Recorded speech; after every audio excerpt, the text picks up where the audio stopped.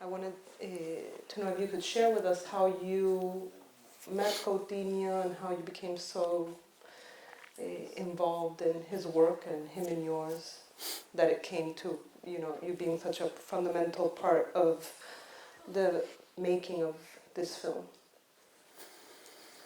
So in 98, if I'm not wrong, or 99, I had a film in a festival in Rio, a festival in Brazil. It's the largest documentary film festival in Brazil. É tudo verdade, it's all true. And Coutinho also had a film. His film was Santo Forte, his first film. Mighty Spirit. Mighty Spirit, yeah. And so there was a panel, and I took part, and he took part, and that was the first first time I saw Coutinho. I hadn't seen Cabra Marcado para Morrer, Man Marked to Die, because the film was shown in Brazil in 82 or 83. I was not in Brazil at the time, and there was no VHS, no copy of the film that I could see. So I knew about the film, I knew about its importance, but I hadn't seen it. And so I met Coutinho, and of course the films are very different. His film was very different from everything that we had seen in Brazil. And so he thought that I wouldn't like his film. Because he thought... Did they put you on the same panel because both of the films took place in favelas? No, because both of us were in the competition, the Brazilian competition of Portuguese, a Portuguese-speaking film, so that's why we were there. And something about Avelar, whose photo you saw, Coutinho, after Man Marked to Die, spent about 15 years without filming. He couldn't find a producer that would produce his films. So he had his amazing success with Cabra Marcado para Morrer, but he wasn't able to make his second feature film. And it was a very tough time for him, really tough.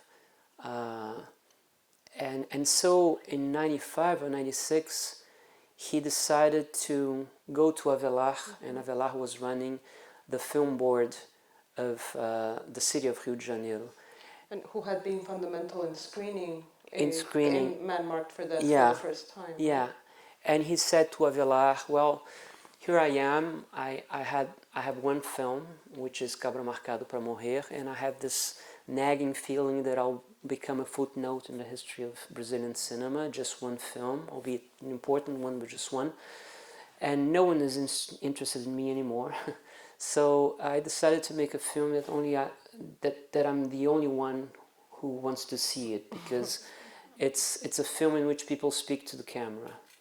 And I don't even know if that's cinema, but I've reached a point in my life in which that's the only thing I want to do, a film that only I can wish it into being.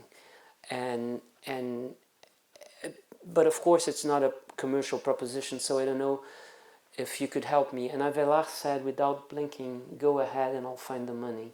And that's how Coutinho came back to cinema and in fact to life, as we can see at the beginning of this of Last Conversations, because film for him was the way in which he related to people and related to life. So Avelar is crucial to Coutinho's life, and so going back to the way to 99, I've met him, but it was a very formal. We were very shy, both of us, and so he thought I wouldn't like his film, and I was very shy about him. So it was nice to know Coutinho at the time, but nothing developed out of that meeting.